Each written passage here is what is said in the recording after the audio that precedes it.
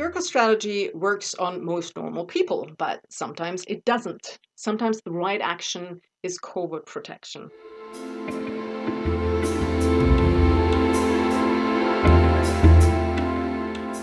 If the neighbor gets aggressive and gets allergies when they see your pets, but for some reason they never get them if the pets are right next to them, but they don't see them.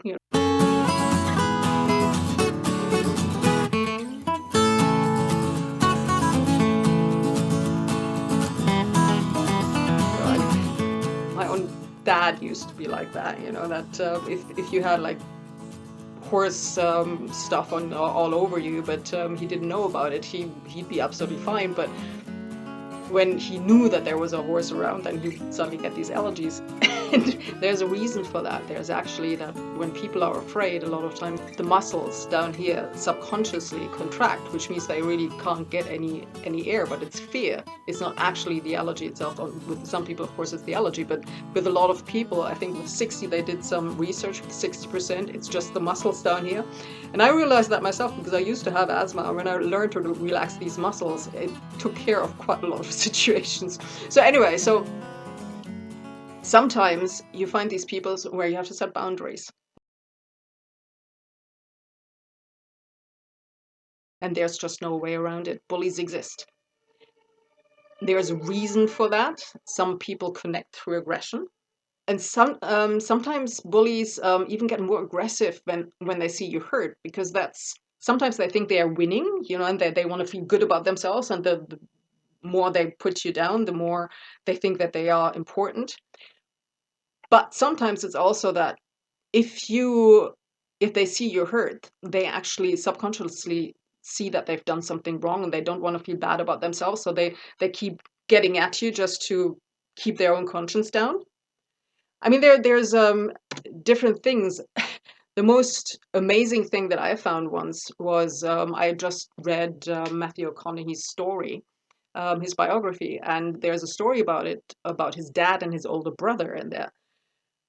And he tells how his older brother got the respect of his dad, and his dad was apparently was a very big man, basically, and his brother was, I don't know if he was smaller or not, but anyway, for some reason they got into a fist fight and into a real physical fight. And the brother was so afraid that the dad would kill him that he would take a 2x4, like a big stick or a 4x4 or whatever, and hit him fully against the head. And the dad would be, fumbling around a little bit, but then would come at him again, and he would hit him again until he basically knocked him out, and he thought he'd killed him.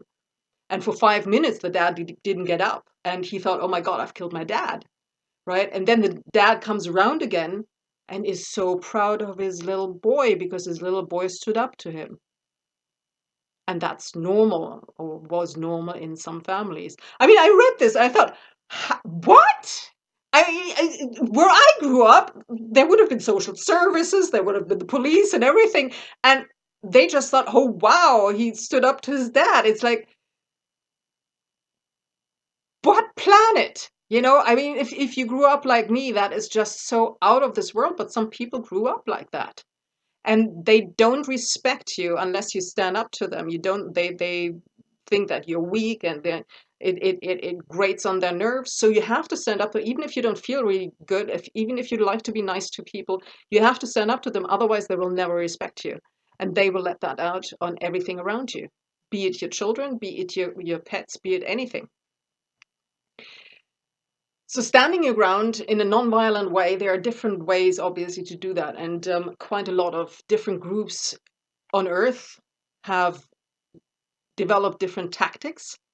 And we will go into that in a podcast. At some point, I will start a podcast on Mondays, where we'll go into different non-violent ways of how to react and how to protect our animals as well. But one of the things that is really, really necessary is certainty.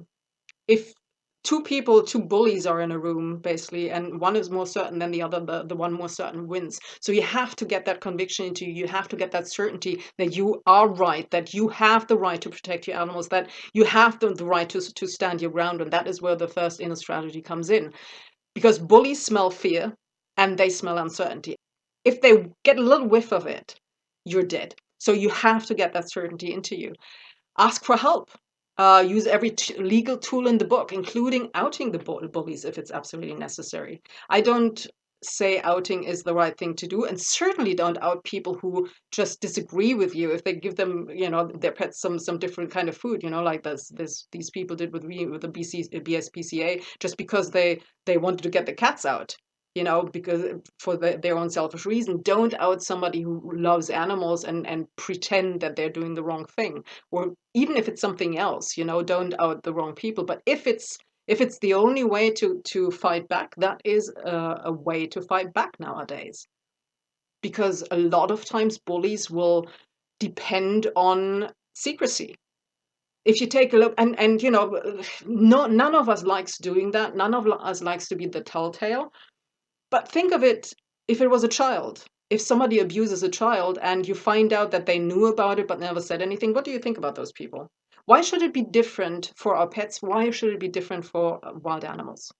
And once you stand up to them, they will usually back down.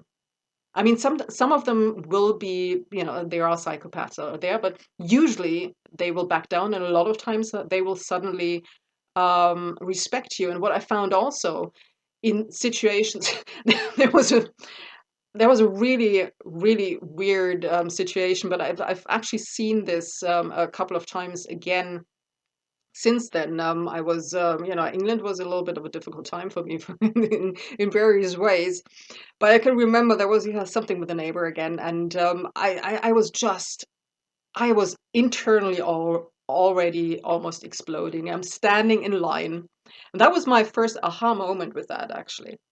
Um, I was standing in line. It was shortly after I exploded against him, and he then suddenly didn't do anything anymore. And I was standing in line. I felt myself, becoming really upset for some reason again. And I was standing in line there, and there's this guy who starts bullying me again.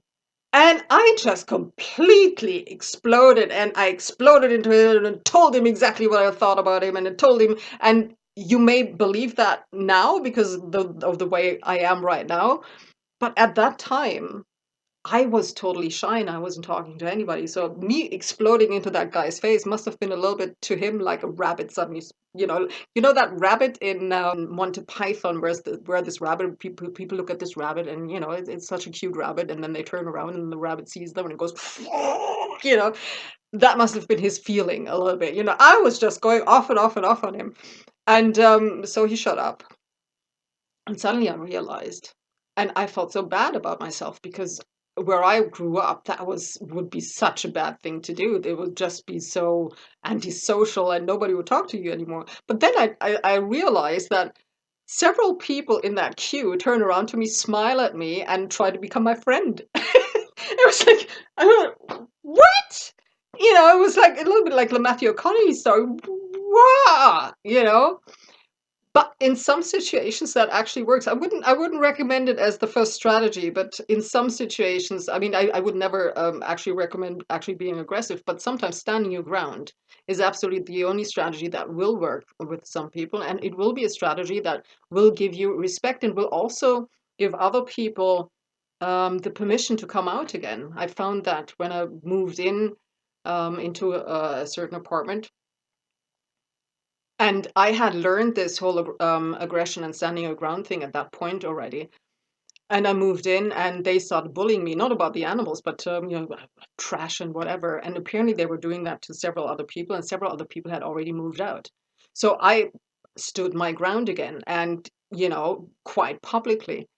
And I realized after that a lot of the people that I had seen before who were hiding and who were kind of, looking on the floor when I was walking past and not even saying hello, they suddenly said hello to me. They suddenly were warmer. They suddenly seemed less afraid. One of the neighbors, who was apparently a bit of an outsider before, we are friends now and stuff. So it can have a very beneficial effect because some people don't realize how much they are bullying, especially if they come from a rough neighborhood and they move in somewhere where there's a lot of, single women or something. They don't realize how aggressive they come over and how damaging that is to some people. So if you stand up to them, suddenly everybody else feels safer as well. And that was a real revelation for me because that was not what I saw as my job. I grew up, I'm maybe a little bit older. Well, by now I do look quite old as well. So I'm over 50. So I'm kind of of a generation where I grew up, it was the man who was taking care of the house, right? And I never saw that as myself. So I'm physically solo, I'm not available, I'm not alone, but I don't have a physical man here right now. So that always gives the wrong impression to people. And I needed to, especially in England, I needed to learn to stand up. So that was a real revelation that it could also help other people. Um, so again, we will probably be exploring strategies in that respect on Facebook. The outcome and benefit is if you actually do manage to keep your borders out, even if you don't manage to do the Gurkha strategy. Although in that apartment, then I put boundaries up to certain people, but to others, then I did the Gurkha strategy and made friends with that neighbor, made friends with the people who own the big property across the street, and went out of myself to help them and help their animals. They've got some chickens and something, and I rescued them from the street and stuff, to again give some benefit before I ask for permission for my animals, even though I do believe that they have the same right to be here as everybody else. Right? So the outcome is you protect yourself and those you love. And the benefit, you don't hate yourself for doing nothing or speaking out too late, like I did with Thunder in the beginning. And you won't feel ashamed of it. And that is something, if you ever had that you spoke out too late and you waited too late because you were afraid, you know how much that can weigh on you. You don't want that. And you don't want that for the animal either. And you don't want that for a child for that matter.